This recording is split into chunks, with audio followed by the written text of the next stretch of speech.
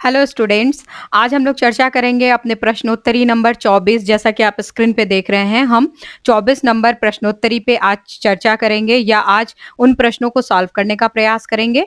इस प्रश्नोत्तरी के अंदर टोटल 25 प्रश्नों को हम शामिल करेंगे, जो कि एक ही यूनिट वस्त्र विज्ञान से संबंधित है। वस्त्र विज्ञान में भी टेलीग्राम ग्रुप में अभी हाल ही में क्वेश्चंस कराए गए थे, जो प्राकृतिक जगत से प्राप्त होने वाले रेशे हैं, उन रेशों के विषय में ये कंप्लीट प्रश्न दिए गए थे। तो आज हम लोग जो है कंप्लीट डिस्कशन जो है, जो प्राकृतिक जगत से यानी कि नेचुरल फाइबर्स जो हमें प्राप्त होते हैं या नेचुरल फाइबर्स जो हमारे वस्त्र विज्ञान के अंतर्गत हम लोग प्रयोग में लेते हैं, आज उनके विषय में जो है संपूर्ण जानकारी लेने का प्रयास करेंगे। किनके माध्यम से? कुछ प्रश्नों के माध्यम से। तो हम लोग स्टार्ट करते हैं आज के प्रश्नों को। सबसे पहले नंबर के प्रश्न पे आते हैं। देखिए, पहले नंबर का प्रश्न क्या है? प्रश्न है, वानस्पतिक रेशा प्राप्त होता है। वानस्पतिक रेशा अर्थात जो वेजिटेशन युक्त जो फाइबर्स होते हैं, वेजिटेशन फाइबर्स जो है किससे प्राप्त होते हैं? वानस्पतिक रेशे किससे प्राप्त होते हैं? यहाँ पे ऑप्शन हमारे पास आया है खनिजों से। तो खनिजों से यदि हम लोग जो रेशा प्राप्त करते हैं, उसे हम लोग खनिज वाले रेशे जो है वो कहते हैं। उसे हम क्या कहते हैं? खनिज वाले रेशे या धात्विक रेशों का नाम भी उनको दिया जाता है। जंतुओं से प्राप्त होने वाले रेशे क्या कहलाते हैं? जांतव रेशे कहलाते हैं। यदि खनिजों से हम लोग रेशों की प्राप्ति करते हैं तो ये क्या कहलाते हैं? खनिजों वाले रेशे। खनिजों वाले रेशे या इसे धात्विक रेशे भी कहा जाता है। धात्विक रेशे भी इसको हम कहते हैं। जंतुओं से जो रेशे हमें प्राप्त होते हैं उसे हम जांतव रेशे कहते हैं। वनस्पतियों से जो हमें तंतु प्राप्त हो रहे हैं या वनस्पतियों से जो हमें रेशे प्राप्त होते हैं, वनस्पति जगत से बेसिकली यदि हम लोग देखें, वनस्पति जगत से जो रेशे हमें प्राप्त होते हैं उन्हें हम वानस्पतिक रेशे कहते हैं। वानस्पतिक रेशे कहते हैं। वनस्पति जगत से जो वानस्पतिक रेशे आपको प्राप्त होते हैं या हमें प्राप्त होते हैं, ये रेशे हम किन रूपों में प्राप्त करते हैं? आपको याद होगा, आपने पढ़ा होगा, 3 तरह से जो है वनस्पति जगत से हम लोग रेशों की प्राप्ति करते हैं। कैसे कैसे करते हैं? पहला तो हम बीजों के रूप में प्राप्त करते हैं, बीजों के रूप में। दूसरा, हम तने के रूप में इसको प्राप्त करते हैं। और तीसरा, हम पत्तों के रूप में भी इसको प्राप्त करते हैं। हम पहले जो है बीजों के रूप में, जो बीजों वाले जो रेशे होते हैं उनकी प्राप्ति वनस्पति जगत से करते हैं। तने के रूप में जो है, जो स्टेम होते हैं पौधे के, उनसे हम लोग जो है रेशों की प्राप्ति करते हैं। और कुछ वृक्ष, कुछ पौधे ऐसे होते हैं जिनके पत्तों से भी हम लोग फाइबर्स की प्राप्ति करते हैं और उनसे हम क्या करते हैं? वस्त्रों का निर्माण करते हैं। तो वनस्पतियों से जो है हमें वनस्पतियों से जो प्राप्त होने वाले रेशे हैं वो क्या है? वानस्पतिक रेशे कहलाते हैं, जो 3 रूपों में जो है हम प्राप्त कर सकते हैं। और चौथा ऑप्शन यहाँ पे सभी से, तो सभी से जो है वो क्या है? यहाँ पे सभी से का तात्पर्य खनिज से, जंतुओं से, वनस्पतियों से तो जी नहीं। वानस्पतिक रेशे की यदि हम लोग बात करें तो वानस्पतिक रेशा जो है हमें वनस्पतियों से ही प्राप्त होता है। जो वेजिटेशन फाइबर होगा वो हमें वेजिटेशन से ही प्राप्त होगा। सभी की यदि बात करते हैं, यदि यहीं पे वानस्पतिक की जगह प्राकृतिक लिखा होता, यदि वानस्पतिक की जगह प्राकृतिक लिखा होता अर्थात नेचुरल फाइबर की बात यदि की गई होती, तो फिर हमारा खनिज, जंतु और वनस्पति ये तीनों ही करेक्ट होते, क्योंकि नेचर से ये तीनों प्राप्त होते हैं। लेकिन स्पेसिफाई कर दिया गया कि वानस्पतिक रेशा जो है वो कहाँ से प्राप्त होता है। तो जो वेजिटेशन वाला पार्ट है या वेजिटेशन से प्राप्त होने वाले जो रेशे हैं वो वानस्पतिक रेशे कहलाते हैं, जो हमें बीजों के रूप में, तने के रूप में और पत्तों के रूप में प्राप्त होते हैं। दूसरे नंबर के क्वेश्चन पे आते हैं। दूसरा नंबर का क्वेश्चन है, बीजों वाला रेशा है। बीजों वाला रेशा है, ऐसा कौन सा रेशा है जिसमें बीज पाया जाता है? तो यदि लिनन की हम लोग बात करें तो लिनन जो है, आपको याद होगा, आपने पढ़ा होगा, फ्लैक्स नामक पौधे के तने से ये प्राप्त होता है। पौधे के तने से प्राप्त होता है, ठीक है ना। यदि लिनन की बात करें तो लिनन जो है फ्लैक्स नामक पौधे के क्या होता है? तने से प्राप्त होता है, तो ये बीज वाला रेशा तो नहीं हो सकता। दूसरा, कपोक की बात करते हैं तो जी हाँ, कपोक की यदि बात करते हैं तो ये कपोक के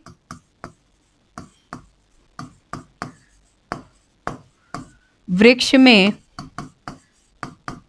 लगने वाले फलों से प्राप्त होता है। नेक्स्ट, तीसरा, हेम्प की बात करते हैं तो हेम्प की प्राप्ति किससे की जाती है? कैनबिस सेटाइवा नामक पौधे के तने से जो है ये प्राप्त किया जाता है, पौधे के तने से। और लास्ट, पीना की हम लोग बात करते हैं तो ये किससे प्राप्त किया जाता है? पाइनएप्पल या अनानास के पत्तों से प्राप्त होने वाला ये रेशा होता है, पत्तों से प्राप्त होने वाला रेशा। देखें, चारों ऑप्शंस को जो है हम लोग एक्सप्लेन यहाँ पे कर रहे हैं, देख रहे हैं। चारों ऑप्शन में लिनन की यदि हम लोग बात करते हैं तो फ्लैक्स नामक पौधे के तने से ये प्राप्त हो रहा है, तो जब तने से प्राप्त हो रहा है तो ये बीजों वाला तो होगा नहीं। कपोक की बात करते हैं तो कपोक के वृक्ष में लगने वाला जो फल होता है, बेसिकली फल के अंदर जो है रेशे होते हैं और रेशे के अंदर जो है वो बीज होते हैं। मैं आपको यहाँ पे थोड़ा सा जो है वो अलग तरीके से आज कुछ पढ़ाने समझाने का प्रयास करूंगी।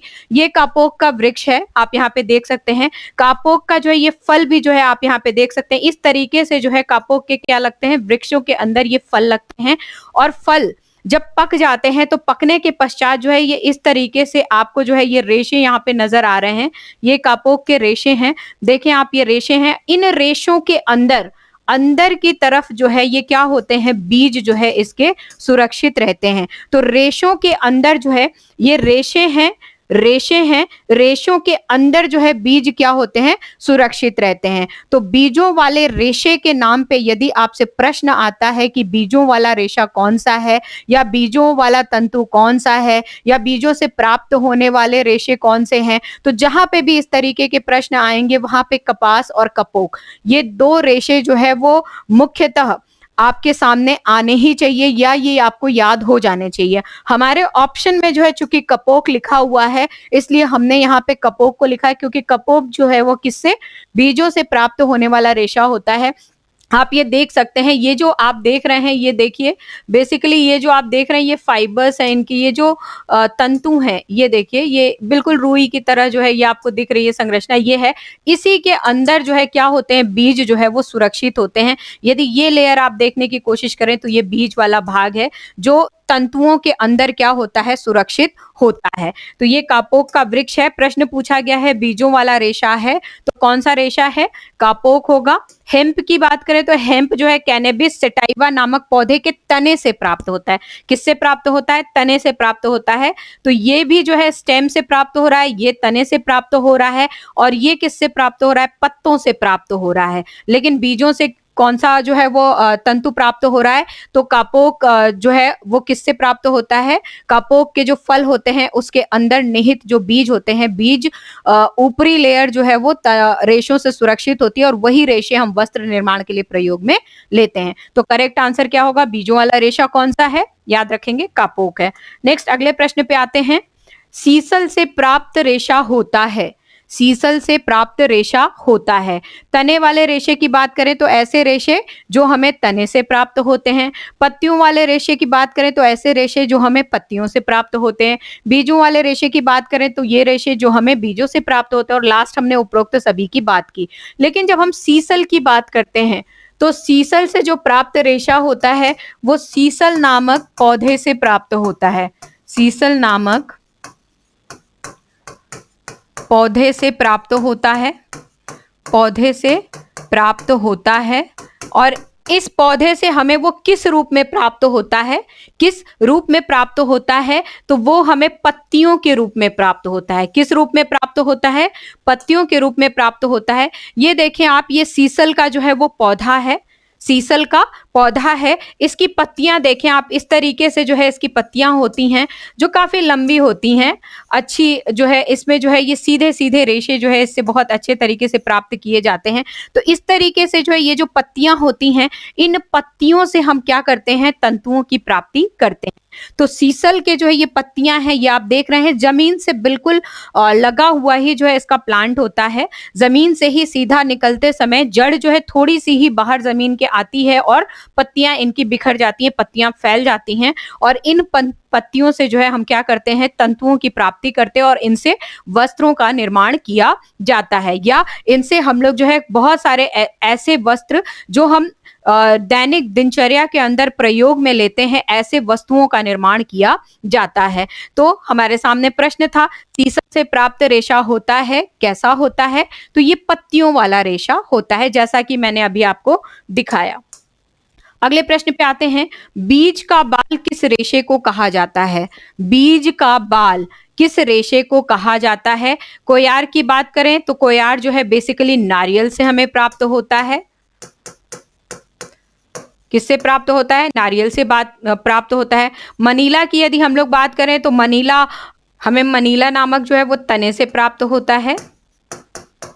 ठीक है, मनीला से ही प्राप्त होता है। कपास की यदि हम लोग बात करते हैं तो कपास के जो है बीज के ऊपर जो तंतु होते हैं उनसे जो है हम लोग यहाँ पे इनकी प्राप्ति करते हैं। तो यहाँ पे बेसिकली यदि देखा जाए तो बीज वाला रेशा इसको हम लोग कहते हैं। और जूट की यदि हम लोग बात करें तो जूट भी जो है ये तने से हमें प्राप्त होता है। तो यहाँ पे प्रश्न पूछा गया है, बीज का बाल किस रेशे को कहा जाता है? तो बीज का बाल जो है हमेशा कपास के रेशे को कहा जाता है। कैसे कहा जाता है? ये कपास के तंतु भी आप यहाँ पे देख सकते हैं। कपास के तंतुओं को यदि आप देखते हैं, जब कपास पक जाते हैं, ठीक है ना, कपास जो है पक जाते हैं, उनके कोए जब फट जाते हैं तो कोयों को फटने के पश्चात जो है ये इस तरीके से यदि आप देखें तो आपको ये रुई या फाहा जिसे हम बोलते हैं या हम इसे तंतु बोलते हैं, कॉटन के ये तंतु आपके सामने हैं, ये इस तरीके से आपको परिलक्षित होते हैं। लेकिन जो बीज होते हैं, जैसा कि हमने कपोक के अंदर देखा था, तो जो तंतु हैं, तंतु के अंदर ही बीज सुरक्षित होते हैं। तो इसी तरीके से यहाँ पे अंदर की तरफ जो है कपास के अंदर भी जो है वो क्या होते हैं, बीज होते हैं और ये बहुत ज्यादा संख्या में होते हैं। ये बहुत ज्यादा संख्या में होते हैं और इनको हमें विशेष प्रक्रिया के द्वारा, जब हम कपास के तंतुओं से वस्त्रों का निर्माण करते हैं या उनसे हम जब धागे का निर्माण करते हैं, तो हमें एक विशेष प्रक्रिया के द्वारा हमें इन बीजों को क्या करना होता है, अलग करना होता है इन तंतुओं से, जिसे हम बिनौला कहते हैं। तो हम एक प्रोसीजर ही ऐसा लेते हैं जिसमें हम क्या करते हैं, स्पेशली जो हमारे रेशे हैं, रेशों को हम बीजों से क्या करने की कोशिश करते हैं, अलग करने की कोशिश करते हैं, या बीजों को हम क्या करते हैं, रेशों से अलग करते हैं, आप जो भी समझ लें। तो हम एक प्रक्रिया ही अपनाते हैं। लेकिन इस तरीके से यदि आप आउटर लेयर देखें, यदि बाहर की तरफ से देखें तो ये बीज आपको देखने में नहीं मिलते हैं। ये पूरी तरीके से इस तरीके से जो है तंतुओं से क्या होते हैं, सुरक्षित होते हैं। इसीलिए कपास को बीजों का बाल कहा जाता है। क्यों कहा जाता है? प्रकृति जो है बहुत ही सहज अपने आप को महसूस करती है, या प्रकृति की एक अनुपम देन होती है। बीज की जब हम लोग बात करते हैं तो बीज या सीड वो होता है जो आगे चल के अपना एक प्रतिरूप हमारे सामने रखता है। तो जहाँ पे भी बीज की बात होती है, जब उसी के समान आगे चल के एक अपना ही प्रतिरूप जो है प्राप्त होता है, तो उसकी निगरानी या उसकी सुरक्षा जो है वो बहुत अच्छे तरीके से सबको करनी चाहिए। और यही सुरक्षात्मक दृष्टिकोण को अपनाते हुए प्रकृति देखिए कितने बेहतरीन तरीके से जो कपास के बीज हैं उनको उन तंतुओं के अंदर सुरक्षित रखती है। किसके अंदर सुरक्षित रखती है? तंतुओं के अंदर सुरक्षित रखती है। बीज जो है वो क्या होते हैं, रेशों के अंदर सुरक्षित होते हैं। तो कपास को बीजों का बाल कहा जाता है। क्यों कहा जाता है? क्योंकि बीज जो है कपास के तंतुओं के अंदर पूरी तरीके से अंदर ही क्या होते हैं, सुरक्षित होते हैं। तो यहाँ पे प्रश्न हमारा था, प्रश्न था बीज का बाल किस रेशे को कहा जाता है? बीज का बाल हम किसको कहते हैं? कपास को कहते हैं। अगले प्रश्न पे आते हैं। कपास का फूल आरंभिक स्थिति में किस रंग का होता है? कपास का फूल आरंभिक स्थिति में किस रंग का होता है? तो आप इस पे ध्यान रखेंगे। जब कपास के पौधे 5 से 6 फीट के हो जाते हैं तो इनमें क्या होते हैं, फूल निकलने आरंभ हो जाते हैं। और आरंभिक स्थिति में जो फूल निकलते हैं, कपास के पौधे में जो फूल निकलते हैं, देखें ये फूल जो है क्रीम कलर के होते हैं। किस कलर के होते हैं? ये फूल जो है वो आरंभिक स्थिति में जो पहली बार निकलते हैं वो किस कलर के होते हैं? ये फूल आपको दिख रहा है, ये फूल किस रंग के होते हैं? क्रीम कलर के होते हैं। थोड़े दिनों के बाद इनका रंग जो है वो क्या होता है? परिवर्तित होता है। इसका रंग क्या होता है? परिवर्तित होता है और ये बैंगनी रंग में या बिल्कुल डार्क पर्पल रानी शेड जो होता है उसमें कन्वर्ट हो जाता है। लेकिन यदि हम लोग कहीं पे पुस्तकों में देखें, यदि हम फाइंड आउट करने की कोशिश करें कि किस रंग के जो है ये तो प्राप्त होते हैं, तो अधिकांशतः जगहों पे जो है बैंगनी रंग स्पेशली मेंशन किया गया है, जबकि डार्क रानी कलर का या फिर लाल बैंगनी रंग का जो है वो क्या होता है? क्रीम कलर का फूल बन जाता है या कन्वर्ट हो जाता है। और जब वो बैंगनी रंग का हो जाता है तो उसके होने के पश्चात, फूल बैंगनी रंग के होने के पश्चात जो कपास के फूल हैं उसके अंदर जो है पॉट्स, कोए निकलना आरंभ होते हैं और वही कोए आगे चल के हमें क्या करते हैं? रेशे प्रदान करते हैं या उनसे ही हम तंतुओं की प्राप्ति करते हैं। तो इस प्रकार से प्रश्न था हमारा, जो प्रश्न है हमारा क्या है? कपास का फूल आरंभिक स्थिति में किस रंग का होता है? तो आरंभिक स्थिति की बात करें तो आरंभिक स्थिति में जो है कपास के फूल क्रीम कलर के होते हैं। बाद में जाने के बाद वो क्या हो जाते हैं? बैंगनी हो जाते हैं। ठीक है ना? याद रखेंगे आप, कपास का फूल आरंभिक स्थिति में कौन से कलर का होता है? तो क्रीम कलर का होता है। अगले प्रश्न पे आते हैं। तंतुओं में उपस्थित रेशे किस सेल्यूलोज में शामिल होता है? जो तंतु होते हैं, जो रेशे होते हैं वस्त्र निर्माण के लिए जिनका हम प्रयोग करते हैं, उनके अंदर बेसिकली यदि रेशों की हम लोग बात करें तो रेशे क्या होते हैं? सेल्यूलोज से ही निर्मित होते हैं। ठीक है, तंतु जो होते हैं वो सेल्यूलोज से निर्मित होते हैं। अब इन सेल्यूलोज में हम किसको शामिल करते हैं? सेल्यूलोज के अंदर किन तत्वों को शामिल किया जाता है? तो कार्बन होता है, जी हाँ, कार्बन को शामिल करते हैं। हाइड्रोजन की बात करते हैं तो हाइड्रोजन भी शामिल होता है। ऑक्सीजन की बात करते हैं तो ऑक्सीजन भी शामिल होता है। तो इस प्रश्न का जो उत्तर होगा वो क्या होगा? उपरोक्त सभी। अर्थात तंतुओं में उपस्थित रेशे के सेल्यूलोज में कार्बन, हाइड्रोजन, ऑक्सीजन सभी शामिल किए जाते हैं। अर्थात यदि हम इसके फॉर्मूले को देखने की कोशिश करें, इसके फॉर्मूले को देखने की कोशिश करें तो C6H10 और O5 ये क्या होता है? इसका फॉर्मूला होता है। यानी कि कपास के यदि एक अणु की हम बात करते हैं या तंतु के एक अणु की बात करते हैं, यानी कि तंतु के एक अणु की यदि हम बात करते हैं, किसकी बात करते हैं? तंतु के एक अणु की यदि हम लोग बात करते हैं तो इस एक अणु के अंदर क्या होते हैं? कार्बन के 6 अणु, हाइड्रोजन के 10 अणु और ऑक्सीजन के 5 अणु विद्यमान होते हैं। ठीक है ना?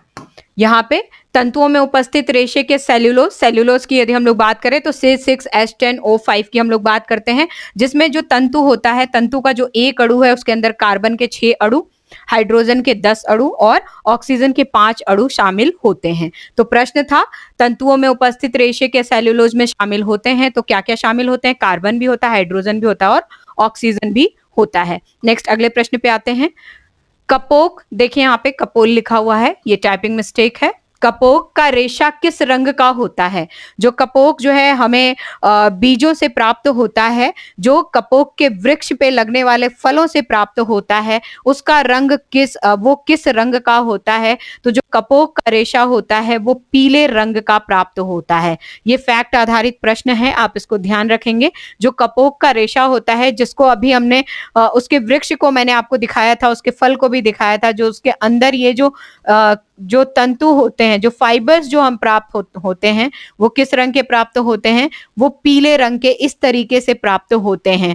कपोक रेशा जो है किससे प्राप्त होता है? कपोक नामक वृक्ष से प्राप्त होता है और उसमें लगने वाले जो फल होते हैं, बेसिकली फलों से प्राप्त होने वाले जो रेशे होते हैं वो पीले रंग के होते हैं। याद रखेंगे किस रंग के होते हैं? पीले रंग के होते हैं। अगले प्रश्न पे आते हैं। फ्लैक्स नामक पौधे के तने से प्राप्त होता है। फ्लैक्स नामक पौधे के तने से प्राप्त होता है। तो फ्लैक्स नामक पौधे की हम लोग बात करते हैं। दूसरे नंबर के क्वेश्चन में ही हमने देखा था कि फ्लैक्स से जो है हम लोग लिनन का रेशा प्राप्त करते हैं। फ्लैक्स नामक पौधा जो होता है उससे हम क्या करते हैं? लिनन के रेशे की प्राप्ति करते हैं। फ्लैक्स नामक पौधा जो है फ्लैक्स नामक पौधे से हम लोग कौन सा रेशा प्राप्त करते हैं? लिनन को प्राप्त करते हैं। ये देखिए फ्लैक्स के जो है ये पौधे हैं। इन पौधों को जो है जब ये पकने लगता है, ये सूखने लगते हैं, तो इनको काट करके इनको थोड़ा सूखने के लिए धूप में रखा जाता है। देन उसके बाद इनके तनों को जो है गला करके इनसे हम क्या करते हैं? रेशों की प्राप्ति करते हैं। तो फ्लैक्स से हमें कौन सा रेशा प्राप्त होता है? फ्लैक्स से हमें लिनन नामक रेशे की प्राप्ति होती है। अगले प्रश्न पे आते हैं।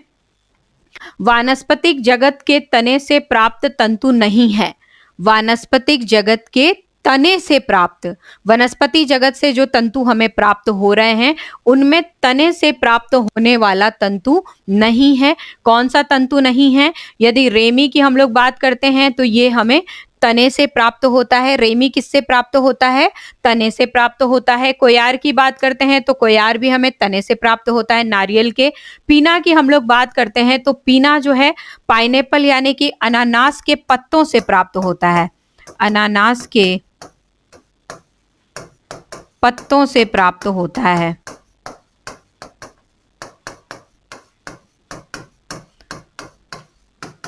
और मनीला की यदि बात करते हैं तो मनीला भी जो है वो तने से ही प्राप्त होता है। प्रश्न है वनस्पति जगत से तने से प्राप्त तंतु नहीं है, तो पीना जो है वो वनस्पति जगत से प्राप्त होने वाला तंतु नहीं है। ये आप देख सकते हैं, ये पाइनएप्पल है यानी कि अनानास का जो है ये पौधा है। अनानास के पौधे में जो है ये फल भी लगा हुआ है और ये जो पत्ते हैं इन पत्तों से जो रेशा हम प्राप्त करते हैं, अनानास के जो पत्ते हैं इन पत्तों से जो रेशा हम प्राप्त करते हैं उन्हें हम पीना फाइबर के नाम से जानते हैं। उन्हें हम पीना फाइबर या कई कई बार या कई जगहों पे इसे पाइन फाइबर्स के नाम से भी जाना जाता है। कभी आप कंफ्यूज ना हो, यदि पाइन फाइबर भी कहीं लिखा हुआ आएगा तो ये पाइनएप्पल अर्थात अनानास के पत्तों से प्राप्त होने वाला रेशा होता है। कौन सा रेशा? पीना, जो कि तने से प्राप्त नहीं होता है, पत्तों से प्राप्त होता है। वनस्पति जगत में उपलब्ध तनों से इसकी प्राप्ति नहीं होती है, अपितु वनस्पति जगत के हम पत्तों से इसको क्या करते हैं? प्राप्त करते हैं। अगले प्रश्न पे आते हैं। नेटेल नामक पौधे के तने से प्राप्त होता है। नेटेल नामक जो पौधा होता है, ये आप नेटेल नामक पौधे को आप देख रहे हैं और ये नेटेल का जो है ये तना है। तो इस तने से जो है हम कौन से रेशे को प्राप्त करते हैं? पहला ऑप्शन है हेम्प का रेशा, दूसरा रेमी का, तीसरा सन का और चौथा जूट का। यदि हम हेम्प की बात करते हैं तो हेम्प मैंने पहले ही भी बोला है कैनबिस सटाइवा से प्राप्त होता है। रेमी की यदि हम लोग बात करते हैं तो ये जो है किससे प्राप्त हो रहा है? नेटेल से प्राप्त होता है। और सन की यदि हम लोग बात करते हैं तो ये सन नामक जो है वो पौधे से प्राप्त होता है, सन नामक पौधे से ही प्राप्त होता है। और जूट की यदि हम लोग बात करें तो जूट का रेशा भी जूट नामक पौधे से ही प्राप्त होता है। तो ये आपके सामने आ गए। नेटेल नामक पौधे के तने से प्राप्त होता है, कौन सा रेशा प्राप्त होता है? तो रेमी वाला जो रेशा है, रेमी का जो रेशा है वो नेटेल नामक पौधे से हमें प्राप्त होता है। ये नेटेल का पौधा है। इस तरीके से यदि आप देखें, नॉर्मली यदि आप प्रत्यक्ष देखने का प्रयास करेंगे तो जैसे तुलसी जी आपने देखा होगा, तुलसी जी का जो पौधा होता है आप यहाँ पे ऊपर इस तरीके से देखते हैं। साधारणतः यदि देखा जाए तो कुछ कुछ जो है संरचना आपको उस वैसी ही नजर आएगी, पत्तियां भी लगभग लगभग वैसी ही देखने को मिलती हैं, लेकिन ये अपने अलौकिक चमक के लिए काफी फेमस होता है। रेमी का जो रेशा है ये अपनी एक अलग ही चमक रखता है, एक अलग ही तरीके का रेशा होता है। तो ये जो है वनस्पति जगत से हमें किससे प्राप्त हो रहा है? तने से प्राप्त हो रहा है। किस पौधे से प्राप्त होता है? तो नेटेल नामक पौधे से प्राप्त होता है। रेमी का रेशा किस पौधे से प्राप्त होता है? तो नेटेल नामक पौधे से प्राप्त होता है। नेक्स्ट, अगले एक प्रश्न पे आते हैं। कौन से रेशे को पौधे से प्राप्त करते हैं जिसकी पत्तियां जमीन के पास पौधों की जड़ों से निकलती हैं? ऐसा कौन सा रेशा है जिनको हम पौधे से प्राप्त कर रहे हैं और पौधों में भी हम पत्तियों से प्राप्त कर रहे हैं? तो पौधे और पत्तियां, जब हम पत्तियों से कनेक्ट होते हैं तो कौन से ऐसा पौधा है जो जिसके जो पत्तियां हैं वो जमीन के पास से पौधों की जड़ों से निकलती हैं? तो कोयार की बात करें तो ये तो होगा नहीं, क्योंकि ये नारियल के पेड़ की हम लोग बात करते हैं, तो ये तो होगा नहीं, ये तो काफी ऊपर जाके इसकी पत्तियां हमें देखने को मिलती हैं। पीना है, सीसल है। रेशम की बात करें तो रेशम भी नहीं होगा, क्योंकि ये कीड़े से प्राप्त होता है। अब दो ऑप्शन हमारे पास रह गए, एक तो पीना है जो अनानास की पत्तियों से प्राप्त होता है और दूसरा सीसल है जो सीसल नामक पौधे से प्राप्त होता है। तो पाइनएप्पल की पत्तियों की हम लोग बात करते हैं तो पाइनएप्पल की जो है वो तने, थोड़े से रूट्स जो है वो ऊपर आकर के देन उसके बाद उनकी पत्तियां फैलती हैं।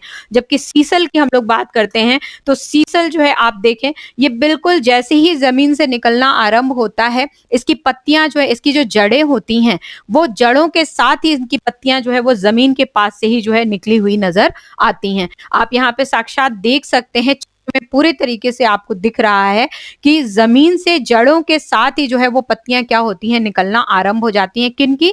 सीसल नामक पौधे की। और इन पत्तियों से ही हम तंतुओं की प्राप्ति करते हैं। तो वनस्पति जगत से प्राप्त होने वाले जो रेशे हैं, उनमें पत्तों से प्राप्त होने वाला रेशा जो है वो सीसल और पिना यानी कि पाइन फाइबर होता है, जिसमें जो सीसल का पौधा है वो सीधा जड़ों के पश्चात ही जमीन से ही जो है इनकी पत्तियां निकलती हुई प्रतीत होती हैं। जबकि हम लोग यदि पाइनएप्पल की बात करते हैं तो उसका स्टेम थोड़ा बहुत जो है वो ऊपर आता है, देन उसके बाद उनकी पत्तियां बिखरती हैं। अगले प्रश्न पे आते हैं। पीना रेशे की प्राप्ति होती है। पीना रेशे की प्राप्ति होती है, बहुत इजी क्वेश्चन है, हम इतनी देर से जो है वो डिस्कस करते जा रहे हैं। तो पीना रेशे की प्राप्ति किससे होती है? अनानास की पत्तियों से होती है। किससे होती है? ये अनानास है, अनानास बीच में जो है ये फल लगा हुआ है और इनकी जो पत्तियां होती है, इन पत्तियों से पिना नामक फाइबर की प्राप्ति हम लोग करते हैं। अगले प्रश्न पे आते हैं। कोयार के रेशे की अधिकतम लंबाई देखी जाती है। जो कोयार का रेशा होता है, जो नारियल के तने से हमें प्राप्त होता है, ये आपको रेशा दिख रहा है, बिल्कुल ब्राउन कलर का जो है ये रेशा होता है। उसकी अधिकतम लंबाई देखी जाती है, कितनी लंबी वो हो सकती है। तो कोयार के जो है रेशे की लंबाई की यदि हम लोग बात करें तो अधिकतम जो है वो 10 इंच तक हो सकती है। 3 इंच की भी होती है, 8 इंच की भी होती है, 9 इंच की भी होती है। लेकिन यदि पूछा जाए कि अधिकतम कितनी हो सकती है तो अधिकतम 10 इंच तक जो है इसको देखी गई है। 10 इंच तक जो है कोयार के रेशे की लंबाई होती है। प्रश्न है, कोयार रेशे की अधिकतम लंबाई देखी जाती है। तो ये जो है वो रेशा आप देख रहे हैं, बहुत सघन रूप में जो है ये कोयार के रेशे जो है आपको दिख रहे हैं, ये रखे हुए हैं। हालांकि बहुत चित्र जो है वो साफ मुझे नहीं मिला, मैंने बहुत प्रयास किया, लेकिन फिर भी मेरे ख्याल से आपको ये समझ में आ रहा होगा, ये कोयार का रेशा है। और लंबाई की यदि बात करते हैं तो अधिकतम 10 इंच तक जो है कोयार का रेशा लंबा होता है। अगले प्रश्न पे आते हैं। कोयार के रेशे की विशेषता नहीं है। कोयार का रेशा जो कि नारियल के तने से प्राप्त होता है, उसकी विशेषता नहीं है। क्या विशेषता नहीं है? ये मजबूत होते हैं। तो जी हाँ, मजबूती इनमें होती है। कोयार के रेशे में मजबूती होती है। टिकाऊ की बात करते हैं तो टिकाऊपन भी होता है। जहां मजबूती होती है वहां पे टिकाऊपन भी होता है। मुलायम की बात करते हैं तो जी हाँ, ये मुलायम नहीं होते हैं। कोयार के रेशे मुलायम नहीं होते हैं। इसी वजह से जो वस्त्र निर्माण की प्रक्रिया है उसमें हम इसको शामिल नहीं कर पाते हैं। वस्त्रों के निर्माण में या वस्त्रों के निर्माण में जो गुण चाहिए, उन गुणों का क्या होता है? अभाव होता है। और उस गुण में एक गुण ये भी है कि रेशा मुलायम होना चाहिए। तो ये रेशा चूंकि मुलायम नहीं है, हाँ मजबूत है, टिकाऊ है, लेकिन मुलायम नहीं है। इस वजह से जो है हम रेगुलर वस्त्रों का निर्माण इस रेशे से नहीं कर सकते हैं। हम रोजमर्रा की जीवनचर्या के लिए कुछ जरूरी वस्तुएं हैं, उनका निर्माण इस रेशे से करते हैं। ठीक है, तो कोयार के रेशे की विशेषता नहीं है। क्या नहीं है? ये मुलायम नहीं होते हैं। ये थोड़े से जो है वो रूखे से होते हैं, कड़े से होते हैं। यदि आप उनको स्पर्श करेंगे तो स्पर्श में जो है कहीं ना कहीं आपको रूखापन नजर आएगा। बिल्कुल स्मूथनेस जो है इस रेशे में नहीं नजर आती है। अगले प्रश्न पे आते हैं।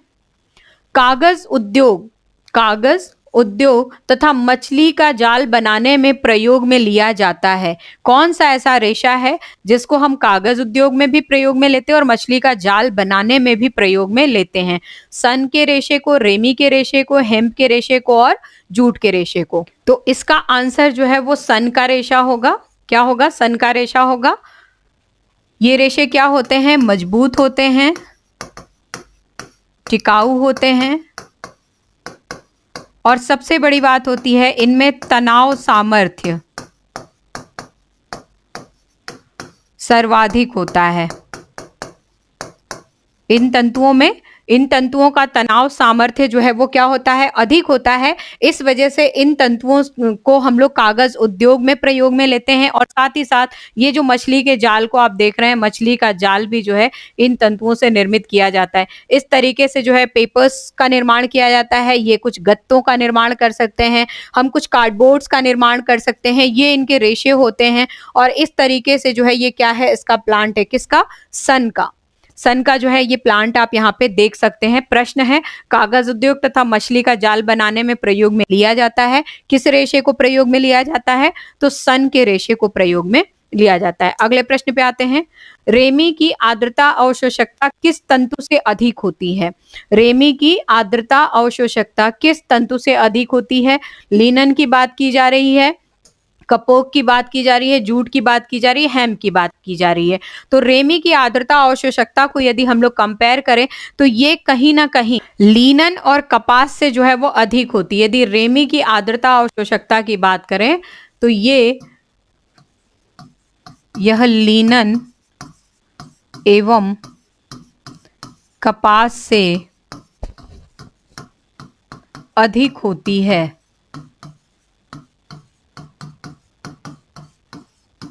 लीनन और कपास दोनों से ही क्या होती है? रेमी की जो आर्द्रता अवशोषकता होती है वो अधिक होती है। लेकिन ऑप्शन में हमारे पास जो है कपास तो नहीं आया है, लीनन ही आया है। तो लीनन क्या होगा? इसका करेक्ट आंसर होगा। रेमी की आर्द्रता अवशोषकता किस तंतु से अधिक होती है? तो लीनन से अधिक होती है। नेक्स्ट अगले प्रश्न पे आते हैं। भीगने के पश्चात कपास से भी अधिक शक्तिशाली रेशा कौन सा होता है? कौन सा ऐसा रेशा है जिसको यदि भिगाते हैं, हालांकि कपास जो है, कपास भी अपने आप में काफी मजबूत रेशा होता है, छोटा ही होता है लेकिन उसकी मजबूती बहुत ज्यादा होती है। जब उसको भिगाते हैं हम लोग तो भीगने पे उसकी जो मजबूती है वो और अधिक बढ़ जाती है। जबकि नॉर्मली अधिकांशतः यदि देखा जाए तो कई तंतु ऐसे होते हैं जो भीगने के पश्चात अपनी मजबूती को क्या करते हैं? खोने लगते हैं। लेकिन कुछ तंतु ऐसे होते हैं जो भीगने के पश्चात और भी अधिक मजबूत होने लगते हैं। तो भीगने के पश्चात कपास से भी अधिक, यहाँ पे पूछा जा रहा है कपास से भी अधिक शक्तिशाली रेशा कौन सा है? यहाँ पे ऑप्शंस है सन, हेम्प, जूट और रेमी। तो अगेन हमारे पास जो है यही ऑप्शन करेक्ट होगा। कौन सा? रेमी। जो रेमी का रेशा होता है, आर्द्रता अवशोषकता इसमें बहुत अच्छी होती है और इसके परिणाम स्वरूप कहीं ना कहीं तनाव सामर्थ्य भी जो है इसमें बहुत अच्छा सहने की शक्ति होती है। तो जब ये गीला होता है तो गीला होने के पश्चात या जब इसको जो है हम लोग भिगाते हैं तो भीगने के पश्चात जो है कपास से भी अधिक शक्तिशाली इसका रेशा होता है। कौन से तंतु का? रेमी के तंतु का। अगले प्रश्न पे आते हैं। हेम्प के तंतुओं का रंग होता है। हेम्प के तंतुओं का रंग कौन सा होता है? बिल्कुल सीधा सीधा फैक्ट बेसिस क्वेश्चन है, याद रखेंगे। हेम्प के जो तंतु होते हैं वो किस रंग के होते हैं? काले रंग के होते हैं। हेम्प के जो तंतु प्राप्त किए जाते हैं वो कौन से रंग के होते हैं? काले रंग के होते हैं। विशिष्ट परिस्थितियों में, विशिष्ट जलवायु में विशेष प्रकार के हेम्प की प्राप्ति की जाती है, लेकिन नॉर्मली यदि देखा जाए तो ये क्या होते हैं? काले रंग के होते हैं। अगले प्रश्न पे आते हैं। सफेद रंग का हेम्प का रेशा पाया जाता है। जैसा कि मैंने पिछले ही प्रश्न में कहा, विशेष परिस्थितियों या विशेष जलवायु के प्रभाव से जो है हेम्प का रंग क्या होता है? परिवर्तित होता है और इस परिवर्तन के परिणाम स्वरूप सफेद रंग का जो हेम्प का रेशा होता है वो मनीला में पाया जाता है। मनीला में सफेद रंग के हेम्प के रेशे पाए जाते हैं। अगले प्रश्न पे आते हैं। कैनेबिस सटाइवा के तने से प्राप्त रेशा है। खूब बातें हम लोगों ने कर ली, खूब कई क्वेश्चंस जो है इसके संबंध में कर लिए और कई बार जो है ये नाम आपके सामने आ गया। कैनेबिस सटाइवा के तने से प्राप्त होने वाला रेशा कौन सा है? हेम्प होता है। हेम्प का जो रेशा है वो कैनबिस सटाइवा नामक पौधे से प्राप्त किया जाता है। अगले प्रश्न पे आते हैं। बोरी के निर्माण में प्रयोग होता है। जो बोरी होती है, ये आप देख रहे हैं, बोरी का चित्र जो है आप यहाँ पे पूरे तरीके से देख रहे हैं। इसके लिए हम कौन से रेशे का प्रयोग करते हैं, या इसके निर्माण में कौन से तंतु सर्वाधिक प्रयोग में लिए जाते हैं, या किस तंतु के द्वारा इसका निर्माण किया जाता है? तो बोरी के निर्माण में प्रयोग होता है। ऑप्शन है हमारे पास हेम्प का रेशा, रेमी का रेशा, जूट का रेशा या लिनन का रेशा। तो इस क्वेश्चन का ऑप्शन जो है वो क्या करेक्ट होगा? जूट का रेशा। जो जूट का रेशा होता है बेसिकली चमकदार होता है, देखेंगे यदि तो रेशम की तरह हमें चमकदार नजर आएगा, लेकिन जब हम उसको स्पर्श करते हैं तो कहीं ना कहीं स्पर्श में जो है वो कड़ापन थोड़ा सा लिए हुए होता है। देखने में बहुत सिल्की स्मूथ फील होता है, लेकिन जब हम स्पर्श करते हैं, जब हम उसको टच करते हैं तो कहीं ना कहीं थोड़ा सा कड़ापन लिए हुए उसको जो हम लोग देखते हैं। इस वजह से जो नियमित पहनने वाले जो वस्त्र हैं, उन वस्त्रों का निर्माण इस प्रकार के तंतु से नहीं किया जाता। लेकिन चूंकि ये बहुत मजबूत रेशा होता है, चमकदार भी होता है, तो इस वजह से जो है हम लोग क्या करते हैं, कुछ ऐसी रस्सियों का निर्माण करते हैं जो मजबूती लिए हुए होती हैं, जिनसे हम बहुत सारा सामान उठा सकते हैं, और इस तरीके से बोरियों का निर्माण किया जाता है। किस रेशे से किया जाता है? जूट के रेशे से। अगले प्रश्न पे आते हैं। स्पर्श में चिकना तथा रेशम की तरह चमकदार रेशा कौन सा है? स्पर्श में चिकना तथा रेशम की तरह चमकदार रेशा कौन सा है? पिछले क्वेश्चन में ही जो है मेरे वक्तव्य यदि ध्यान से आप सुने हो तो आपको पता चल जाएगा। जो जूट का रेशा होता है वो स्पर्श में जो है वो चिकना होता है, और यदि हम देखें तो कहीं ना कहीं चमक की बात करें तो ये रेशम की तरह चमकदार नजर आता है। कौन सा रेशा? जूट का रेशा। अगले प्रश्न पे आते हैं। जूट के पौधे की लंबाई होती है। जूट के पौधे की लंबाई कितनी होती है? तो हमारे पास ऑप्शन है 7 से 8 फीट, 5 से 10 फीट, 6 से 12 फीट और 12 से 10 फीट। यहाँ पे 12 से 15 फीट होगा, ठीक है ना? 12 से 15 फीट। तो जूट के पौधे की लंबाई कितनी होती है? इसका करेक्ट आंसर है 6 से 12 फीट। मैं आपको दिखाती हूँ जूट का पौधा। ये देखिए आप, जूट के पौधे को आप देख सकते हैं। जो जूट का तना है, ये पूरा पौधा है। यदि हम इस लेडी को माने कि इसकी हाइट कितनी होगी, तकरीबन यदि हम एक मानक मान के चलें तो लगभग लगभग जो है वो 5 फीट जो है ये आपको नजर आएगी। लगभग 5 फीट तो ये होगी। लेकिन आप देखिए कि पौधा और कितनी ऊंचाई तक जा रहा है।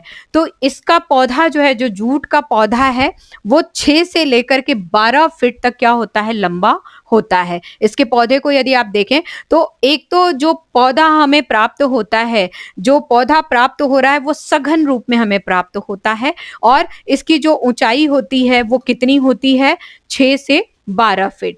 ठीक है, कितनी होती है याद रखेंगे? 6 से 12 फीट। जूट के पौधे की लंबाई होती है, कितनी होती है? 6 से 12 फीट। अगले प्रश्न पे आते हैं। लीनन के पौधे की लंबाई होती है। लीनन का पौधा कितना लंबा होता है? तो लीनन का पौधा जो है 57 से 115 सेंटीमीटर लंबा होता है। ये लीनन का पौधा है, आप देख रहे हैं। इसके तने से जो है हम क्या करते हैं? रेशों की प्राप्ति करते हैं, और ये रेशे जो है वो 57 से 115 सेंटीमीटर तक लंबे होते हैं। ध्यान रखेंगे आप कितने लंबे होते हैं। लीनन के पौधे की लंबाई कितनी होती है? तकरीबन 57 से 115 सेंटीमीटर। अगले प्रश्न पे आते हैं। कपोक का अधिकतम उत्पादन होता है, कहाँ पे होता है? तो कपोक का अधिकतम उत्पादन हमारे भारत में होता है।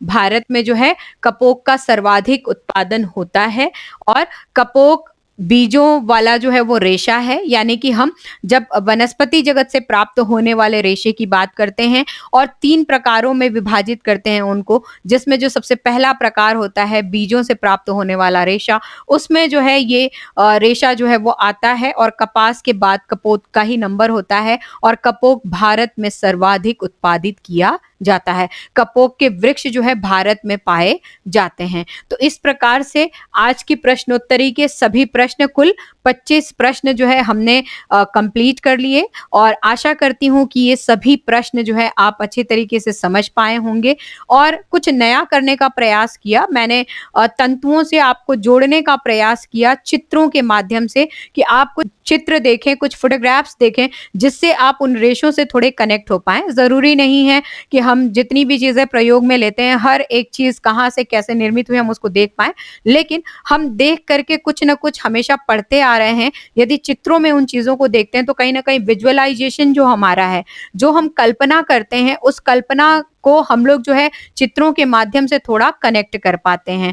तो आपने कपोक के वृक्ष को देखा, मैंने कॉटन के जो है जो रेशे हैं उनको दिखाने का प्रयास किया, उनके चित्र को आपके दिमाग में डालने का प्रयास किया। पाइन का जो पौधा है उसको भी दिखाने का प्रयास किया, सीसल के पत्तों को भी दिखाने का प्रयास किया। कहीं न कहीं मैंने आपको फ्लैक्स के पौधों को भी दिखाने की कोशिश की कि कैसे होते हैं। देन जूट भी मैंने दिखाने का प्रयास किया और उसके पश्चात जो है कहीं न कहीं मैंने आपको रेमी के तंतु के पौधे को भी दिखाने का प्रयास किया। तो इस प्रकार से जो है कुछ नित नए-नए नवाचार जो है वो होने चाहिए और कुछ न कुछ करते रहने चाहिए, जिससे मुझे भी अच्छा फ़ील हो, पढ़ाने में मज़ा आए और आपको भी पढ़ने में मज़ा आए। तो अगली प्रश्नोत्तरी को लेकर के फिर मैं हाज़िर होती हूँ, तब तक के लिए आप स्वस्थ रहें, मस्त रहें और ज़बरदस्त रहें। Thank you.